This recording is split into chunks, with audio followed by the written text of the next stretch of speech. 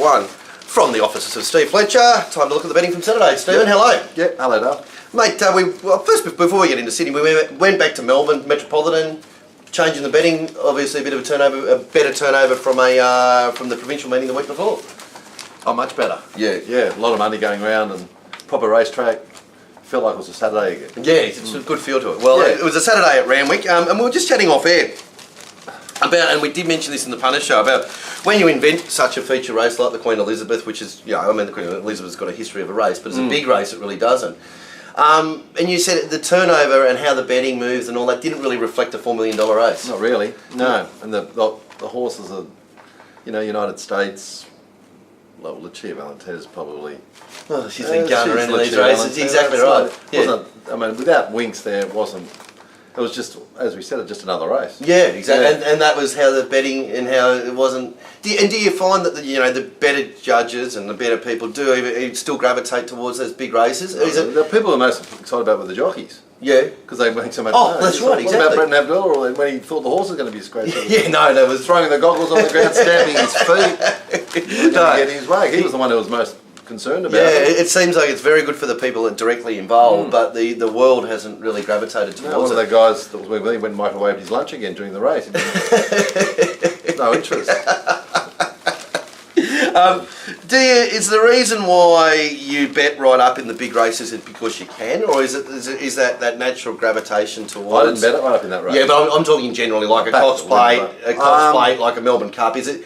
We always see these. Sean's backed this to win $1 million or whatever it is.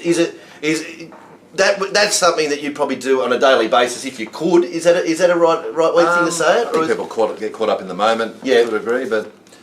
Back on that race on Saturday, I don't think anyone really had any huge bets on the race. I mean, I'll stand corrected, but there was no significant betting moves that I saw. No, I suppose our mate John O'Shea Haraki firm a little bit late. That was about... Was it in it, was it? I don't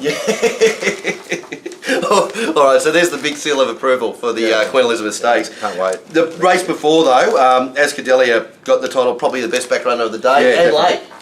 Definitely, yeah, and yeah, well, I got stripped on it, but yeah, good luck to it, and good luck to everyone who backed it. I think that was $3.70 there around 2 o'clock. Yeah, you could hardly get $3. No, that's right, exactly. I think it's taking every part of towards the $2.80 mark. Yeah, exactly. SB 280 and that's a big go. Yeah, that's right. For and that was the biggest, most volume of the day that you saw.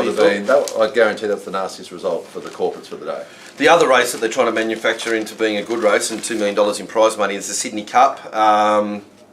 Did the betting reflect that it was just whackers going around, or did they line up and have a go? There was a bit more interest in the Sydney Cup. There was a lot of money early for our Moonquith. Yep. It was $8, I think, with everywhere before they went up.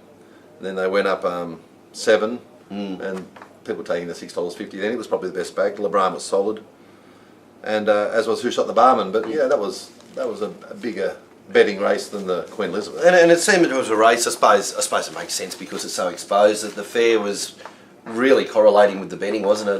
There wasn't a spike here or there, which you often see in these races, especially with multiple Waller horses. That the fair will say no to that one and this is the one. But it seemed to just mirror the market, wasn't it? All pretty solid. Yeah, there was no notable drifter.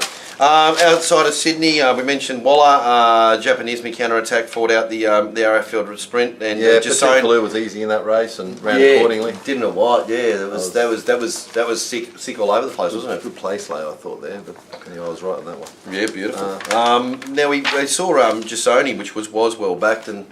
The blue colours, and they probably should have got the prize. The blue backed it in from $11 into $7. Well, that was just all Hugh Bowman, wasn't it? Yeah, Hugh Bowman got the right ride, and Jane Mack didn't. Now, I suppose out of Sydney, anything else worth mentioning? Sophia Rosa was very solid, wasn't it? I mean, in that flux was 650 into 480 officially. I think it didn't strike me as that well backed. I mean, it was backed, but I think more Jamaica and Esther were more support than Sophia. So Jamaica sort of held it spotted around about that 320 mark. Yeah, who was the other one? That 480 SP. I think the SP should have been 550.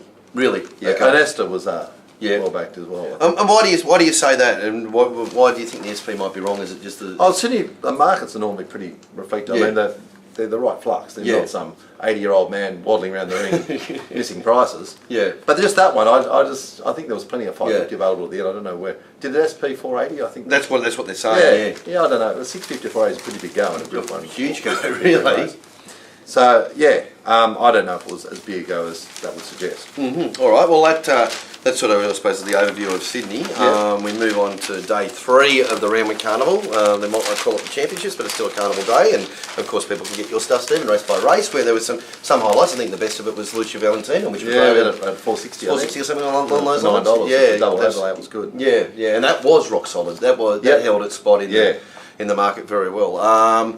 Melbourne, the biggest go of the day came off. Yeah, well, the 6th race, there's only 2 horses backed. Charlotte, how do you pronounce it? Charlevoix, the French horse on that. Yeah. And Cool. Number 4 and number 1. Yeah, number 1 and 4. And Cool It's only numbers, Steve. And they cleared out and fought the race out. And that's the only 2 they want to be on. The last race, Nevis was friendless. Was it? Absolutely friendless. No one was on it. And everyone wanted to be on Petrology, who momentarily the winner. Yeah, About the 200. But well, Nevis's name went up in the book. Anyway, mate, well, kicking, yeah. Beautiful. All right, well, betting up again this week, no doubt, yeah. wherever they are.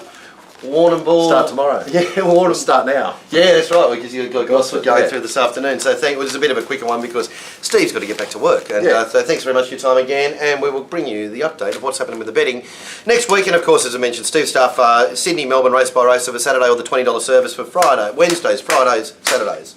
3 days. Yep. Beautiful. Got Thank it. you, Steve. Thanks. Thanks, mate.